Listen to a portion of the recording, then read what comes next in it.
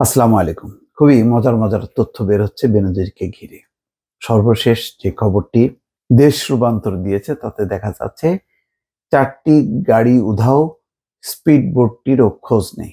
আচ্ছা, মেঘনা সহ কয়েকটি নদীতে আছে মাছের ঘের। মানে কি নেই বেনজির সাহেবের? এটি হচ্ছে বড় কথা। পাহাড়, জঙ্গল, পর্বত যেখানেই যাবেন সেখানেই বেনজির আছেন।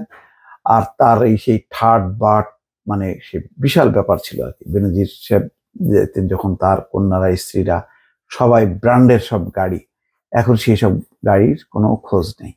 তো সেই রিপোর্টটি দেশ রূপান্তর প্রকাশ করেছে।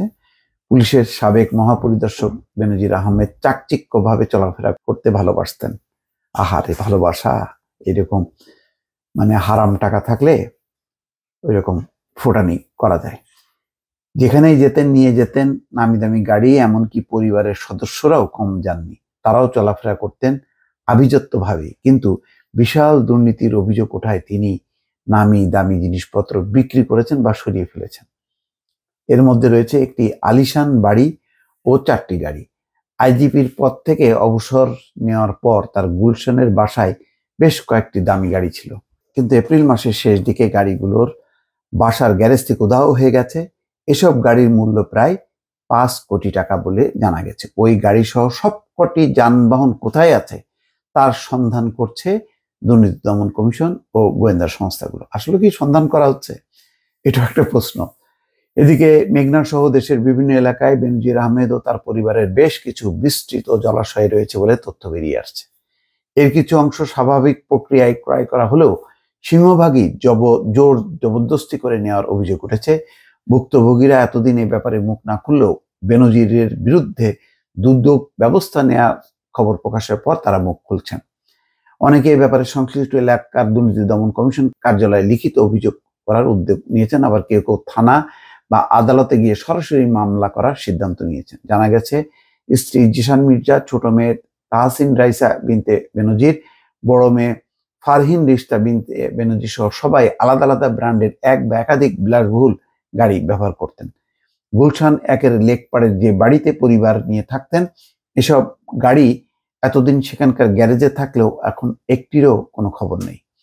কে বা কারা কবে কোথায় এসব গাড়ি সরিয়েছেন তাও কেউ জানতে পারেননি। এ ব্যাপারে বাড়ির কেয়ারটেকারের বক্তব্য এলোমেলো। তবে বাড়ির সিকিউরিটি গার্ড রকিবের সঙ্গে কথা বলে জানা গেছে এসব গাড়ি গ্যারেজ থেকে সরিয়ে নেওয়ার সময় চালক ছাড়া বেনজির পরিবারের কেউ গাড়িতে ছিলেন না। সবশেষ যে গাড়িটি গ্যারেজে ছিল তা পুলিশের লোকজন এসে নিয়ে গেছে। সিকিউরিটি গার্ড রাকিব সহ অন্যরা কেউ বেনজির পরিবারের ব্যবহৃত গাড়ির ব্র্যান্ড, মডেল বা রেজিস্ট্রেশন নাম্বার কিছুই জানতে পারেননি। বেনজির আহমেদের ঘনিষ্ঠজনদের একাধিক সূত্র বলছে, শুধু ঢাকাতেই নয়, গোপালগঞ্জ সহ দেশের যেসব জেলায় তার রিসোর্ট, বাগানবাড়ি ও মাছের ঘের সহ বিভিন্ন সম্পত্তি রয়েছে, এর প্রায় সবখানে এক বা একাধিক গাড়ি ছিল, যা সেখানে তিনি ও তার পরিবার বেড়াতে এলে ব্যবহার করতেন। এছাড়া অতিথিরাও এসব গাড়িতে চড়তেন। অনেকের ধারণা পেন্ডোরার বাক্স থেকে বেনজিরের দুর্নীতির খবর একের পর এক বেরিয়ে আসতে শুরুর পরেই তিনি সতর্ক হয়ে যান। তাই আগেভাগেই তিনি এসব গাড়ি সরিয়ে ফেলেছেন বা অন্য কারো কাছে বিক্রি করে দিয়েছেন। তবে বিআরটি এর একাধিক সূত্র বলছে, স্বল্প সময়ের মধ্যে বেনজির আহমেদ কিংবা তার স্ত্রী কন্যাদের নামে রেজিস্ট্রিকৃত কোনো গাড়ির মালিকানা বদল করা হয়নি। তাদের ধারণা তার পরিবার কোনো গাড়ি বিক্রি করলেও হয়তো ক্রেতারা তাৎক্ষণিক নাম পরিবর্তনের আবেদন করেনি, যেহেতু গাড়ি বিক্রির কাগজপত্রে বিক্রেতার স্বাক্ষর নিয়ে রাখলেও পরেও মালিকানা পরিবর্তন করা যায়, সেহেতু ক্রেতারা হয়তো বিলম্ব করছেন। যাক, এই সমস্ত নানান মজাদার কাহিনী এগুলি বেরোচ্ছে। শুধু গাড়ি নয়, সমুদ্র, নদী ও বিস্তৃত জলাশয়ে ঘুরে বেড়ানোর জন্য অত্যাধুনিক স্পিড বোটও রয়েছে বলে জানা গেছে। এই সমস্ত বিষয়গুলি হয়তো সামনে আসবে, তখন হয়তো আমরা জানতে পারবো। দর্শক ভালো থাকবেন। আল্লাহ হাফেজ।